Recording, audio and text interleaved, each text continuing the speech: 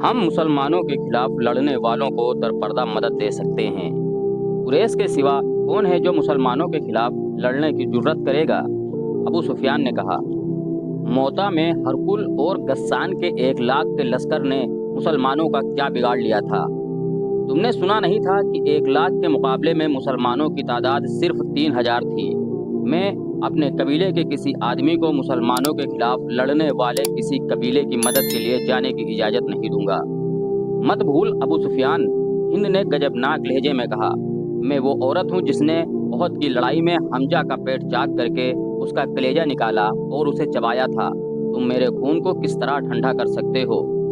तुमने हमजा का नहीं, उसकी लाश का पेट चाक किया था। अबू सुफियान ने होठों पर तंजिया मुस्कुराहट लाकर कहा, मुसलमान लाशें नहीं, और वो जो कुछ भी हैं, खुदा की कसम मैं मुआहिदा नहीं तोड़ूंगा। मुआहिदा तो मैं भी नहीं तोड़ूंगी, हिंद ने कहा, लेकिन मुसलमानों से इंतकाम जरूर लूंगी, और ये इंतकाम भयानक होगा। कबीला कुरैश में गैरत वाले जंगजू मौजूद हैं। आखिर तुम कहना क्या चाहती हो? अबू सुफियान ने पूछा। तुम्हें जल्दी पता चल जाएगा, हिंद ने कहा। मक्का के गिर्द व नवा में खज़ा और बनु बकर 2 कबीले आबाद थे। इनकी आपस में बड़ी पुरानी अदावत थी। हदीबिया में जब मुसलमानों और कुरैश में सुलह हो गई और 10 साल तक अदम जारहियत का मुआहिदा हो गया, तो ये दोनों कबीले इस तरह इस मुआहिदे के फरीक बन गए कि कबीला खज़ा ने मुसलमानों का और कबीला बनु बकर ने कुरैश का इत्तिहादी बनने का ऐलान कर दिया था। मुआहिदा जो तारीख में सुलह हदीबिया के नाम से मशहूर हुआ, खज़ा और बनु बकर के लिए यूँ फ़ायदेमंद साबित हुआ कि दोनों कबीलों की आए दिन की लड़ाइयाँ बंद हो गईं। अचानक यूँ हुआ कि बनु बकर ने एक रात खज़ा की एक बस्ती पर हमला कर दिया। ये कोई भी ना जान सका कि बनु बकर ने मुआहिदा क्यों तोड़ दिया है। एक रिवायत है कि इसके पीछे हिंद का हाथ था। खज़ा चूँकि मुसलमानों के इत्तिहादी थे, इसलिए हिंद ने इस तवक्को पर खज़ा पर बनु बकर पर हमला करेंगे तो कुरैश मुसलमानों पर हमला कर देंगे। एक रिवायत ये है कि ये गस्सानी ईसाइयों और यहूदियों की साजिश थी। उन्होंने सोचा था कि कुरैश और मुसलमानों के इत्तिहादियों को आपस में लड़ा दिया जाए तो कुरैश और मुसलमानों के दरमियान लड़ाई हो जाएगी। बनु बकर खज़ा के मुकाबले में ताकतवर कबीला था। गस्सानियों और यहूदियों ने बनु बकर की एक लड़की अगवा करके कबीला खज़ा की एक बस्ती में पहुंचा दी और बनु बकर के सरदारों से कहा कि खज़ा ने उनकी लड़की को अगवा किया है। बनु बकर ने जासूसी की और पता चला कि उनकी लड़की वाकई खज़ा की एक बस्ती में है। हिंद ने अपने खाविंद अबू सुफियान को बताए बगैर कुरैश के कुछ आदमी बनु बकर को दे दिए। इनमें कुरैश के मशहूर सालार अकरमा और सफवान भी थे। क्योंकि हमला रात को किया गया था, इसलिए खज़ा की 20 आदमी मारे गए। ये राज हर किसी को मालूम हो गया कि बनु बकर के हमले में कुरैश के आदमी मदद के लिए गए थे। खज़ा का सरदार अपने साथ 2-3 आदमी लेकर मदीना चला गया। खज़ा गैर मुस्लिम कबीला था। खज़ा के ये आदमी हजरत रसूल अकरम सल्लल्लाहु अलैहि वसल्लम के हुजूर पहुँचे और आप सल्लल्लाहु अलैहि वसल्लम को बताया कि बनु बकर ने कुरैश की पुष्ट पनाही से हमला किया था और कुरैश के कुछ जंगजू भी इस हमले में शरीक थे। खज़ा के एलची ने रसूल अकरम सल्लल्लाहु अलैहि वसल्लम को बताया कि अकरमा और सफवान भी हमले में शामिल थे। रसूल अकरम सल्लल्लाहु अलैहि वसल्लम गुस्से में आ गए। ये मुआहिदे की खिलाफ वर्जी थी। आप सल्लल्लाहु अलैहि वसल्लम ने मुजाहिदीन को तैयारी का हुक्म दे दिया। मुअर्रिख लिखते हैं कि रसूलुल्लाह सल्लल्लाहु अलैहि वसल्लम का रद्द अमल बड़ा ही शदीद था।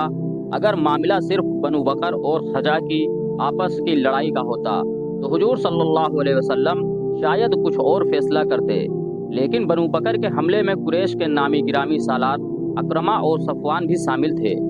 इसलिए आप सल्लल्लाहु अलैहि वसल्लम ने फरमाया कि मुआहिदे के खिलाफ वर्जी की जिम्मेदारी अहले कुरैश पर आयद होती है। अबू सुफियान ने सुलह हदीबिया की खिलाफ वर्जी की है। मदीना की गलियों और घरों में आवाज़ें सुनाई देने लगीं, रसूलुल्लाह सल्लल्लाहु अलैहि वसल्लम के हुक्म पर हम मक्का की ईंट से ईंट बजा देंगे। अब कुरैश को हम अपने कदमों में बिठाकर दम लेंगे। रसूलुल्लाह सल्लल्लाहु अलैहि वसल्लम ने मक्का पर हमले की तैयारी का हुक्म दे दिया। अबू सुफियान को इतना ही पता चला था कि बनु बकर ने खज़ा पर सबो खून की तर्ज का हमला किया है और खज़ा के कुछ आदमी मारे गए हैं। उसे याद आया कि अकरमा और सफवान सुबह सवेरे घोड़ों पर सवार कहीं से आ रहे थे। उसने उनसे पूछा था कि वो कहाँ से आ रहे हैं, तो उन्होंने झूठ बोला था कि वो घुड़दौड़ के लिए गए थे। दोपहर के वक्त जब उसे पता चला कि बनु बकर ने खज़ा पर हमला किया है तो उसने अकरमा और सफ़वान को बुलाया। तुम दोनों मुझे किस तरह यकीन दिला सकते हो कि खज़ा की बस्ती पर बनु बकर के हमले में तुम शरीक नहीं थे? अबू सुफियान ने उनसे पूछा, क्या तुम भूल गए हो कि बनु बकर हमारे दोस्त हैं? सफ़वान ने कहा, अगर दोस्त मदद के लिए पुकारें तो क्या तुम दोस्तों को पीठ दिखाओगे? मैं कुछ भी नहीं भूला, अबू सुफियान ने कहा। खुदा की कसम तुम भूल गए हो कि कबीला कुरैश का सरदार कौन है। मैं हूँ तुम्हारा सरदार। मेरी इजाज़त के बगैर तुम किसी और का साथ नहीं दे सकते। अबू सुफियान, अकरमा ने कहा, मैं तुम्हें अपने कबीले का सरदार मानता हूँ। तुम्हारी कमान में लड़ाइयाँ लड़ी हैं, तुम्हारा हर हुक्म माना है, लेकिन हम देख रहे हैं कि तुम कबीले के वकार को मजरूह करते चले जा रहे हो। तुमने अपने दिल पर मदीने वालों का खौफ तारी कर लिया है। अगर मैं कबीले का सरदार हूँ तो मैं किसी को ऐसा जुर्म बख्शूंगा नहीं जो तुमने किया है, अबू सुफियान ने कहा। अबू सुफियान, अकरमा ने कहा, वो वक्त तुम्हें याद होगा जब खालिद मदीने को रुखसत हुआ था। तुमने उसे भी धमकी दी थी और मैंने तुम्हें कहा था कि हर किसी को हक हासिल है कि वो उस अकीदे का पैरोकार हो जाए जिसे वो अच्छा समझता है।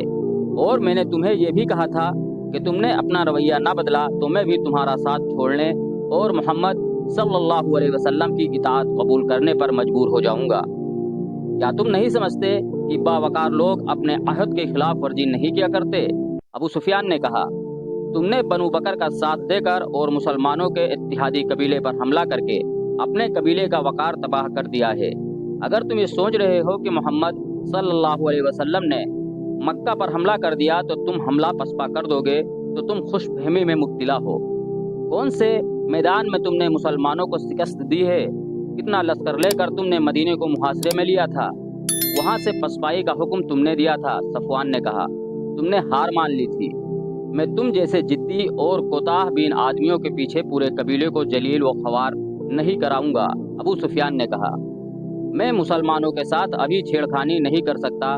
मैं मोहम्मद सल्लल्लाहु अलैहि वसल्लम को बताना चाहता हूँ कि हमारे एक दोस्त कबीले ने मुसलमानों के एक दोस्त कबीले पर हमला किया है और इसमें कुरैश के चंद एक आदमी शामिल हो गए थे। तो इसका ये मतलब ना लिया जाए कि मैं मुआहदे की खिलाफ वर्जी की है।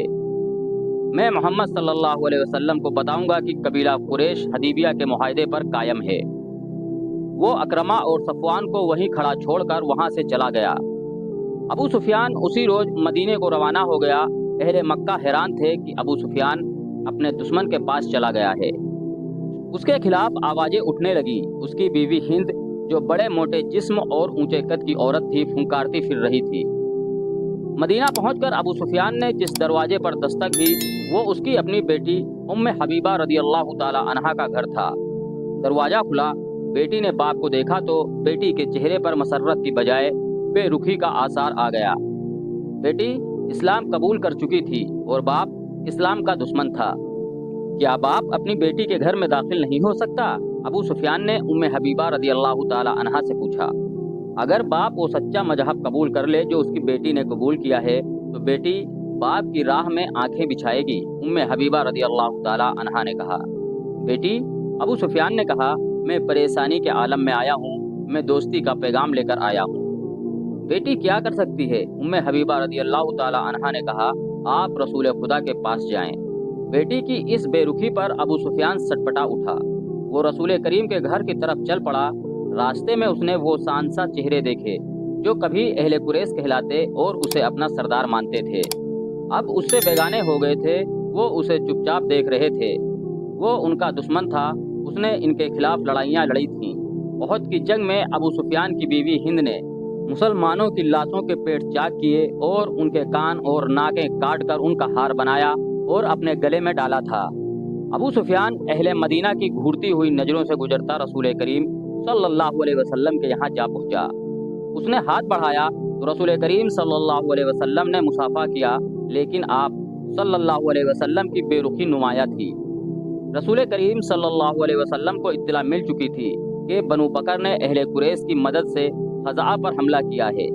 आप सल्लल्लाहु अलैहि वसल्लम अहले कुरैश को फरेबकार समझ रहे थे। ऐसे दुश्मन का आप सल्लल्लाहु अलैहि वसल्लम के पास एक ही इलाज था कि फौज कसी करो ताकि वो यह ना समझें कि हम कमज़ोर हैं।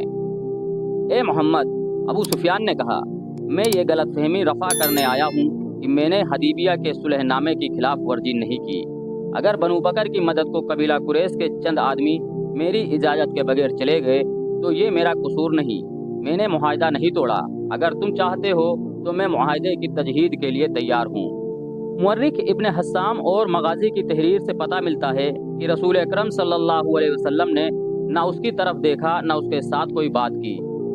رسول کریم صلی اللہ علیہ وسلم کی خاموشی نے ابو سفیان پر خوف طاری کر دیا۔ وہ وہاں سے اٹھا آیا اور حضرت ابو بکر رضی اللہ تعالی عنہ سے جا ملا۔ محمد میری کوئی بات سننے پر آمادہ نہیں، ابو سفیان نے ابو بکر رضی اللہ تعالی عنہ سے کہا۔ تم ہم میں سے ہو ابو بکر، خدا کی قسم تم گھر آئے مہمان کے ساتھ ایسا سلوک نہیں کیا کرتے کہ اس کی بات بھی نہ سنیں۔ میں دوستی کا پیغام لے کر آیا ہوں، میں جنگ نہ کرنے کا معاہدہ کرنے آیا ہوں۔ اگر محمد صلی اللہ علیہ وسلم نے جو اللہ کے رسول ہیں تمہاری بات نہیں سنی تو ہم تمہاری کسی بات کا جواب نہیں دے سکتے۔ ابو بکر رضی اللہ تعالی عنہ نے کہا، ہم اس مہمان کی بات سنا کرتے ہیں جو ہماری بات سنتا ہے۔ ابو سفیان، کیا تم نے محمد کی بات سنی ہے کہ وہ اللہ کا بھیجا ہوا رسول صلی اللہ علیہ وسلم ہے؟ کیا تم نے اللہ کے رسول کی یہ بات نہیں سنی تھی کہ اللہ ایک ہے اور اس کے سوا کوئی معبود نہیں؟ سنی تھی تو تم رسول صلی اللہ علیہ وسلم کے دشمن کیوں ہو گئے تھے؟ کیا تم میری کوئی مدد نہیں کرو گے ابو بکر؟ ابو سفیان نے التجا کی۔ ابو سفیان مایوسی کے عالم میں سر جھکائے ہوئے چلا گیا اور کسی سے حضرت عمر رضی اللہ تعالی عنہ کا گھر پوچھ کر ان کے سامنے جا بیٹھا۔ اسلام کے سب سے بڑے دشمن کو مدینہ میں دیکھ کر مجھے حیرت ہوئی، عمر نے کہا، خدا کی قسم تم اسلام قبول کرنے والوں میں سے نہیں۔ ابو سفیان نے عمر رضی اللہ تعالی عنہ کو مدینہ میں آنے کا مقصد بتایا اور یہ بھی کہ رسول کریم نے اس کے ساتھ بات تک نہیں کی اور ابو بکر نے بھی اس کی مدد نہیں کی۔ میرے پاس اگر چیونٹیوں جیسی کمزور فوج ہو تو بھی تمہارے خلاف لڑوں گا، عمر نے کہا۔ تم میرے نہیں، میرے رسول اور میرے مذہب کے دشمن ہو۔ میرا رویہ وہی ہوگا جو اللہ کے رسول صلی اللہ علیہ وسلم کا ہے۔ ابو سفیان فاطمہ رضی اللہ تعالی عنہا سے ملا، حضرت علی سے ملا، لیکن کسی نے بھی اس کی بات نہ سنی۔ وہ مایوس اور نامراد مدینہ سے نکلا۔ اس کے گھوڑے کی چال اب وہ نہیں تھی جو مدینہ کی طرف آتے وقت تھی۔ گھوڑے کا بھی جیسے سر جھکا ہوا تھا، وہ مکہ کو جا رہا تھا۔ رسول خدا صلی اللہ علیہ وسلم نے اس کے جانے کے بعد ان الفاظ میں حکم دیا کہ مکہ پر حملہ کے لیے زیادہ سے زیادہ تعداد میں فوج تیار کی جائے۔ آپ کے حکم میں خاص طور پر شامل تھا کہ جنگی تیاری اتنے بڑے پیمانے کی ہو کہ مکہ والوں کے فیصلہ کن شکست دے کر قریش کو ہمیشہ کے لیے تہ دیکھ کر لیا جائے۔ اس کے علاوہ حضور اکرم صلی اللہ علیہ وسلم نے فرمایا کہ کوچ بہت تیز ہوگا اور اسے ایسا خفیہ رکھا جائے گا کہ مکہ والوں کو بے خبری میں دبوچ لیا جائے یا مکہ کے قریب اتنی تیزی سے پہنچا جائے کہ قریش کو مہلت نہ مل سکے کہ وہ اپنے اتحادی قبائل کو مدد کے لیے بلا سکیں۔ مدینہ میں مسلمانوں نے راتوں کو بھی سونا چھوڑ دیا۔ جدھر دیکھو تیر تیار ہو رہے تھے، تیروں سے بھری ہوئی ترکشوں کے انبار لگتے جا رہے تھے، برچھیاں بن رہی تھیں، گھوڑے اور اونٹ تیار ہو رہے تھے، تلواریں تیز ہو رہی تھیں اور نئی بن رہی تھیں۔ عورتیں اور بچے بھی جنگی تیاریوں میں مصروف تھے۔ رسول اکرم صلی اللہ علیہ وسلم اور صحابہ اکرام بھی بھاگتے دوڑتے نظر آتے تھے۔